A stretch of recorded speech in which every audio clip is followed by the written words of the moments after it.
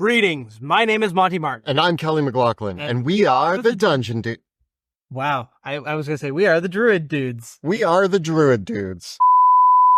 Greetings, my name is Monty Martin. And I'm Kelly McLaughlin, and we are the Dungeon Dudes. And today, we're shifting things around by discussing the changes to the Druid in the 2024 Player's Handbook. We have gotten our hands on the full 2024 Player's Handbook and had a pretty thorough read through it. Today we're going to be discussing the changes to the Druid, not only the core class, but also how the many feats and spells and various other features of the game might impact the way that you play the Druid moving forward with the 2024 rules. There's a lot to discuss today, so let's get rolling. The Druid remains a wisdom-based full spellcaster with all their wonderful ties to nature and the Wildshape class feature, able to transform into animals to aid their exploration, interactions, and combat. They're still going to be packed with an arsenal of utility and healing magic combined with elemental spells to dish out good damage as well. In the 2024 Player's Handbook, the big picture is that Druids remain ever-changing and adaptable. And sometimes the shifts in nature can seem a little bit small, but they really add up to something over time. There's also some really big evolutions happening with the way the Druid's Wildshape works in 2024. The Moon Druid is a little bit different, still powerful, and all Druids in general will be taking much more advantage of Wildshape. The changes to spells like Conjure Animals and Woodland Beings and the inclusion of summon spells from Tasha's may offer a lot of different options and playstyles for Druids. So let's dive into how Wildshape is different in 2024, because this cornerstone feature of the Druid, in particular, the Circle of the Moon Druid, has often been the sort of the elephant in the room, literally, of the entire Druid class. Yeah, and the main feature of all Druids really is Wildshape, and I think it's had the most changes, so it's going to be most of the discussion right now. Every Druid can now Wildshape as a bonus action. It's not just Moon Druids who get to do that. And when you Wildshape, you're still going to be diving into the monster manual looking for your favorite beasts to transform into. Non-Moon Druids still have the same restrictions to flying speeds and CR levels that they always did. Druids will only know a limited number of forms now instead of all the beasts in the monster manual. They're going to be starting off with 4 forms and eventually learn 8 in total by level 8. However, they do get the ability to switch out one of their known forms every long rest. This is a pretty big restriction because previously a Druid could just pull out whatever beast they wanted to for the situation. They could be anything from a lion, tiger, or a bear to a small little insect, whatever they needed to be based on the situation. But now the Druid players are going to have to at least think a little bit ahead about what forms they're going to want to have lined up for themselves and what they're going to want to keep in their arsenal and what not. I also think that this is just a bit of a bookkeeping advantage because it means that as a Druid player, you're probably going to want to print out or bookmark the 8 stat blocks that you need for your Wildshape forms, and you're going to have those in front of you rather than necessarily needing to go through the entire monster manual all the time. Every time you decide, should I become a giant eagle or a giant owl this time, right? I think you're going to have a couple really diverse go-to forms rather than just everything. When a player at my table played a Druid, I ended up giving them a binder with 10 printed out pages of options for them. But now this is a bit of a pull down for the Druid, but I do feel like it's actually reasonable. Yeah. It feels like a relatively good compromise. Druids were kind of off the chain in a lot of ways, especially the Moon Druid. And this feels fair to me.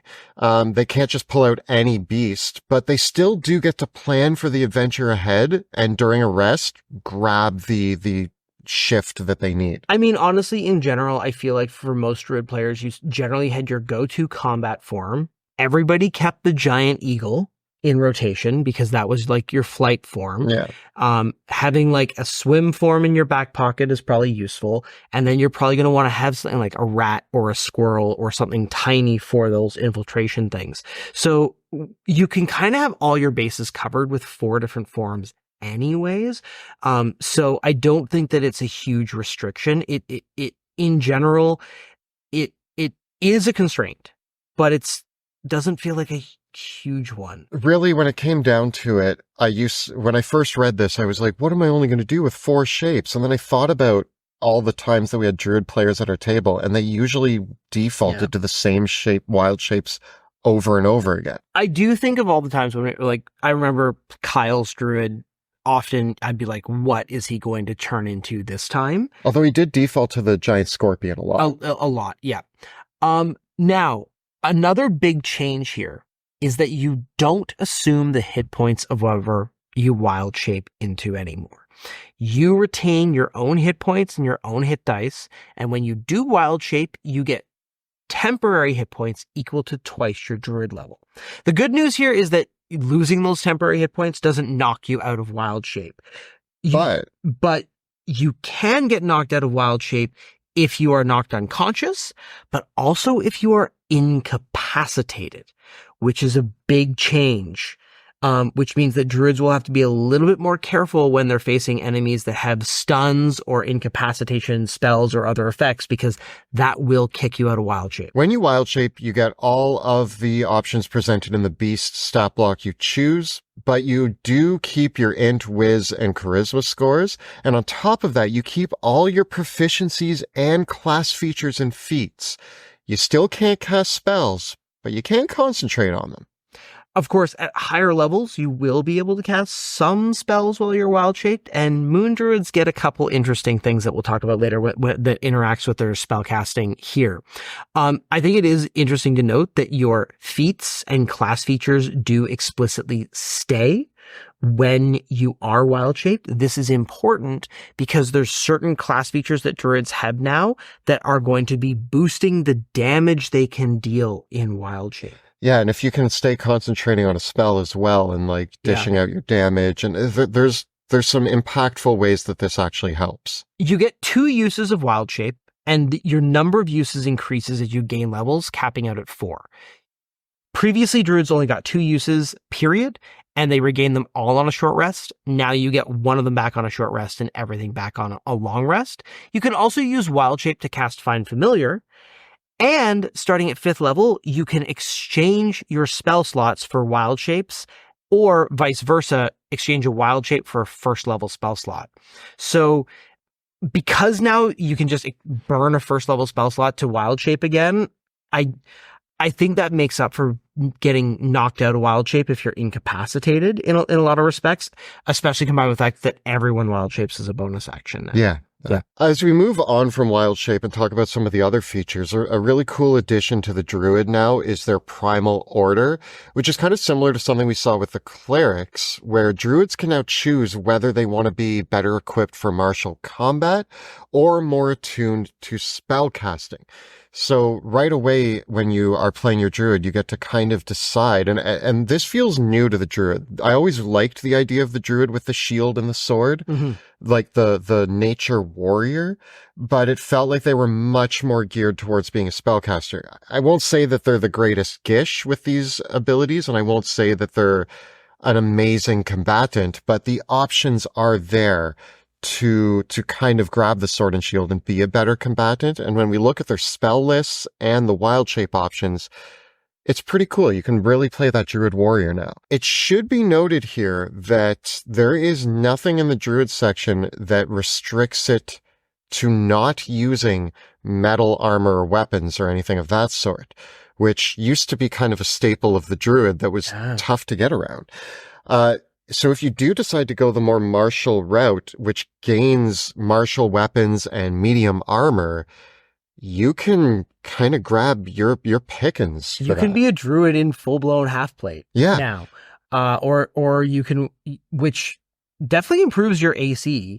Yeah. I always hated that restriction. Me as a DM, I always flavored it that you can get half-plate. It's just made of bone or something, but now we don't need to worry about finagling that. I still kind of like the idea of Druids having natural armor. Armor made of dragon scales or things like that. But I like that that's just, and again, I had to I kind of went like line by line, being like, where is the statement that they can't wear metal armor? And maybe it's buried somewhere that we haven't seen Yeah. yet, but I don't see it in the Druid section. Elemental Fury is also an ability that comes on later, which adds to this same concept where Druids either get their primal strikes or their potent spell casting, and you get to choose which one you prefer. Again, this either is going to ramp up your combat capabilities or your spellcasting potential. So you can kind of play a more combat, like weapons combat focused Druid now. Yes, you can, but I think the big thing though is that the primal strikes, which adds D8 damage of an elemental type to your attacks, it also applies to your Wildshape forms. Yes, and that's important. And it goes up to 2d8, and it's once per turn. And I think that for the Druids that focus on shapeshifting, this actually gives the Druids a really important layer of damage scaling, which was an issue for Druids before, because you had this thing with Moon Druids in particular, where out the gate, they were crazy strong. They became so resilient, they could wild shape into a bear that would give them access to multi-attack before other classes could, and they would be really, really strong. But then, in kind of a reversal of all this, they would, at higher levels, their damage would really drop off from themselves, and you kind of get this thing where the best way that the Druid could do damage was by summoning a gigantic horde of challenge rating 1/4 elks to stampede across the battlefield with conjure animals. And that was a cool feeling and all, but it really felt like you as the Druid were not as important as like all the animals you were summoning. But isn't that the life of a Druid? The animals are always more important. Sure. But we'll talk about that. We'll talk about the impact of that as we get to the subclasses, though. As we move on to feats, there isn't actually a whole lot to say here. Druids were never too worried about feats. Warcaster and Resilient are still your prime picks. The one thing I'm going to note is that Inspiring Leader now works on Wisdom, so might be a cool choice for you. In addition to Charisma. Yeah, Wisdom or Charisma. Yeah. But now that it works with Wisdom, Druids can take it. It does also explicitly call out that you can keep your feats when you're wild shaped. So there is a part of me that's wondering if someone's going to find some sort of weird interaction with things like Tavern Brawler or Grappler or Charger or any of these other feats that might somehow work with certain wild shape forms. Or you just stand in front of your party and roar as a bear and they're all inspired. Yeah, cute. What really is going to be a big difference for Druids are all the changes to their spells. So at a very baseline level, a lot of the spell changes or the spell additions, like spells that were added to the Druid spell list in Tasha's, those have all carried through. Druids also get a new cantrip called Starry Wisp, which is an attack cantrip that I think is decent. The biggest thing that's going to change in the constellation of Druid spellcasting, though, I think are the massive changes to the conjuring and summoning spells, because all the Tasha's summon spells are here. Summon beasts, summon fae, etc., etc., etc.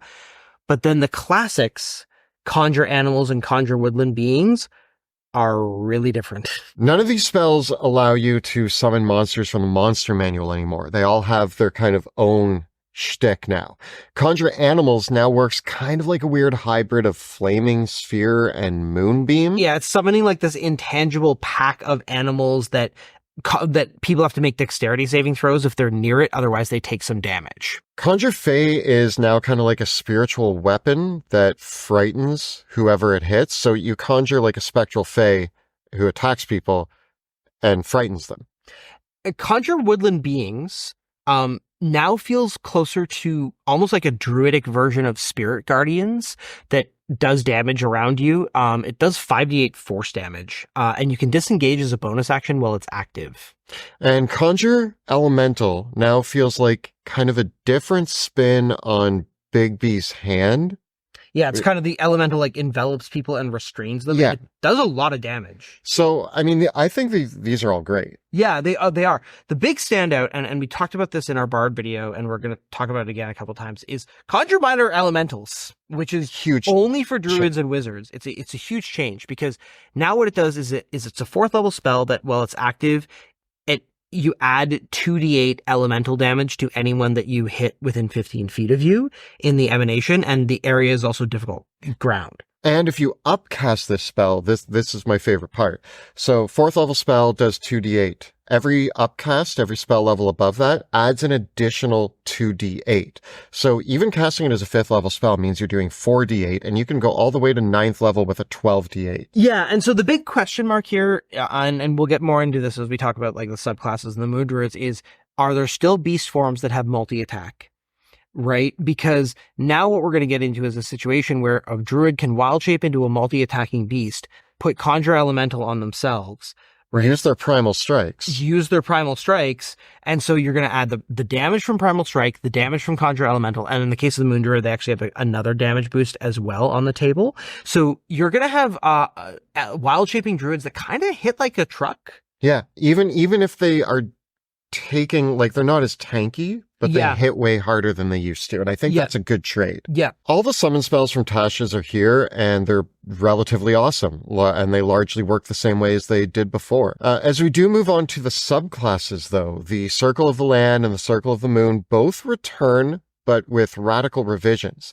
They're joined by the Circle of Stars from Tasha's and the new Circle of the Sea. Yeah, whatever. The Moon Druid has always overshadowed all the other Druids subclasses, except for the Shepherd, who I actually kind of have to admit I'm disappointed the Shepherd isn't here, but I understand the thematic of Moon and Stars, Sea and Land was what they were going for thematically.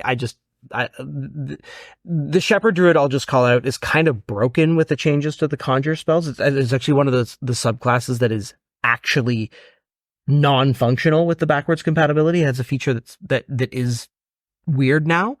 But the Moon Druid, they still get the upgraded CR for their wild shapes. It still works on the same formula.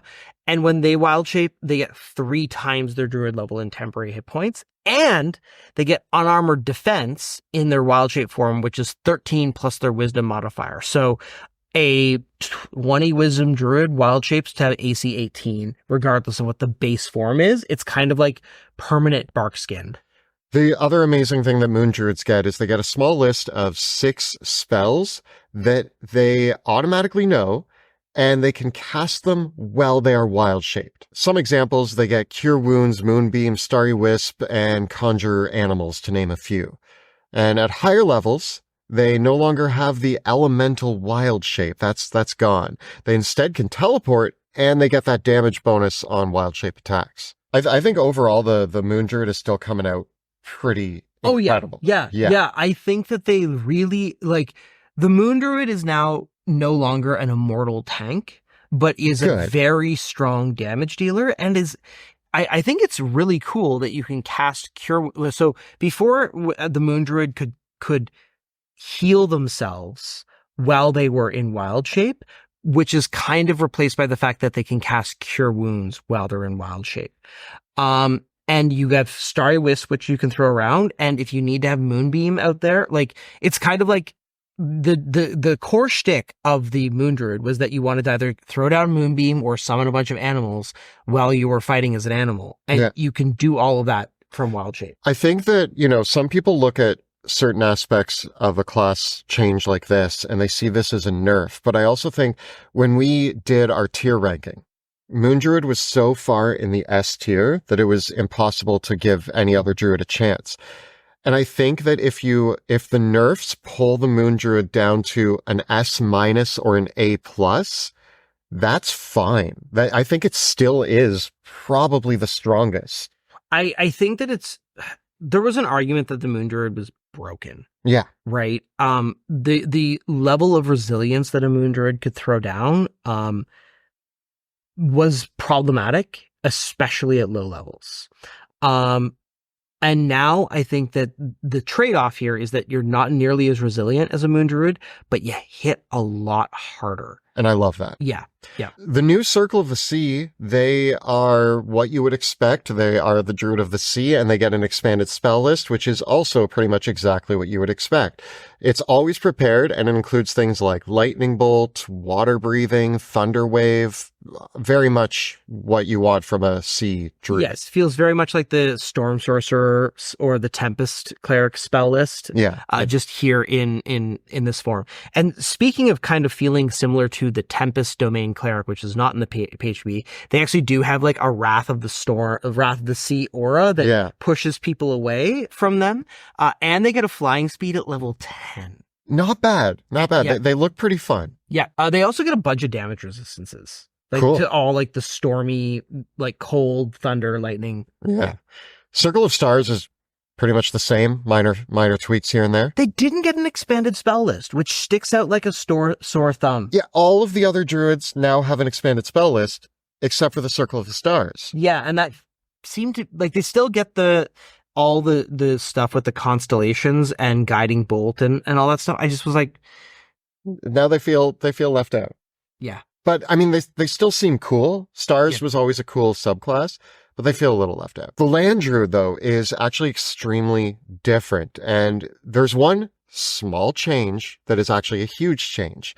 And that is that now they can change what land they're associated with on a long rest. Now, if you're going into like the mountains, you can choose the polar option, or if you're going into the desert, you can choose the arid option and kind of prepare for that. It's going to come with an expanded spell list that, again, changes as you change what land you're associated with. Yeah, so basically, when you first look at the page, you're like, "Oh, the land druid is the same." I'm just seeing a bunch of different land types with expanded spell lists for each. But you actually have to read it and see that you get to choose your land type each day. So you are truly a druid of all the land. Yeah. Right? So the expanded spell lists are a cantrip plus one spell of each level from 1, 2, 3, 4, 5. So you're getting 5 extra prepared spells and a different cantrip. But in total, you've got this rotating list that you can change out depending on where the adventure is going. And if you want a druid with fireball, here you go. Yeah. So it's there. Yeah. And actually, it might be more beneficial to counter the land you're venturing into. Possibly. Yeah, if you're going to go fight, frost monsters, you might want fireball. Yeah. Or something. Yeah. So, but you get to prepare in that way, and I think that's really cool. You still get natural recovery to give yourself back some spell slots. And then you also do get to have a damage resistance that is associated with the land type that you chose as well. The Land Druid also gets this cool, like, Wither and Bloom effect as well that lets them damage an enemy and heal and they an can ally. kind of summon some trees. At higher levels, they get this ability that summons trees too, and that they use their Wildshape for. It's kind of fun. I still think the Moon Druid is the best. It's still the best. As we get to our final thoughts, tell us how you feel, Monty. Tell us how you really feel. How I really feel is I am a child of the moon. I am a moon child. No. Okay. So the Moon Druid still rocks. Yeah. And I think that as you build them out, here the biggest thing though that is the question mark on the Moon Druid is what is the new monster manual going to look like? How many beasts are we going to get? How many beasts are we going to get? What challenge rating are they going to be? And are we going to see more beasts of higher challenge ratings? Because that could really be the make or break moment for the Druid, where it is if there is, because that was one of the other things with the classic Moon Druid, where as soon as you started to get past around the challenge rating 4 mark, which is around level 12, that was where the beasts in the monster manual had a slight drop off compared to where things were. There were still good forms like the giant crocodile and the mammoth and stuff like that, but like you did kind of have these things where it's like at level 6 it felt really strong, but there was a drop off. So we'll see. In particular, what we'll have to see is like the beasts that are in that higher echelon of CR to fully assess how strong things look. It would be especially interesting if there was a beast in the new monster manual that flew that had a challenge rating above 1. Yeah.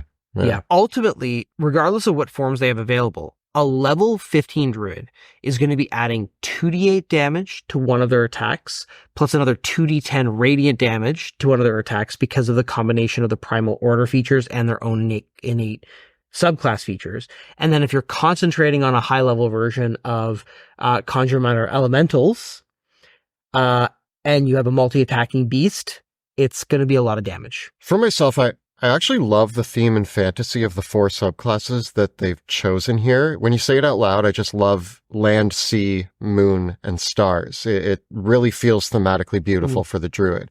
And I love that we gave the Druids this little built-in way to kind of grab a sword and do some melee combat if they want to. Still isn't the strongest option, but it opens the doors for a whole new way to imagine your Druids. Between the Primal Order, the Elemental Fury, and the new reimagined spells like Conjure Minor Elementals, I think there's something really new and exciting about the 2024 Druid. And again, this is actually one of the classes that I've never really played in more than a 1-shot or 2-shot.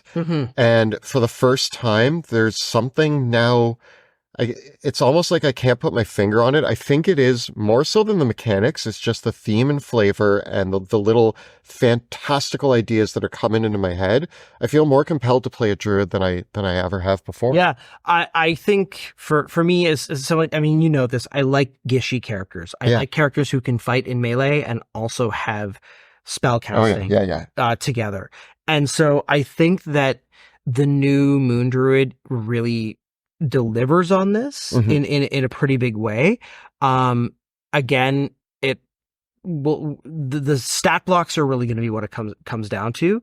But I think we're looking pretty strong here. If you're excited for the new Druid or have other thoughts on the changes that are happening to them, please let us know in the comments below. The videos that we make on our channel are made possible because we have a really cool community of Patreon supporters that back up our work. If you enjoy the work that we do here on YouTube, please consider becoming a patron of the show. You can follow the links down below, and you'll get onto our patron-only Discord server, which is an amazing community to chat with and hang out in. If you want to see us playing some D&D, you can check out our actual play in the Worlds of Drakenheim, which airs Tuesday evenings right here on YouTube. You can check out all the previous episodes right up over here. And we've got plenty more coverage on all of the changes to the 2024 Player's Handbook classes right up over here. Please subscribe to our channel, like this video, and ring that bell so that you never miss an episode. Thanks so much for watching. We'll see you next time in the dungeon.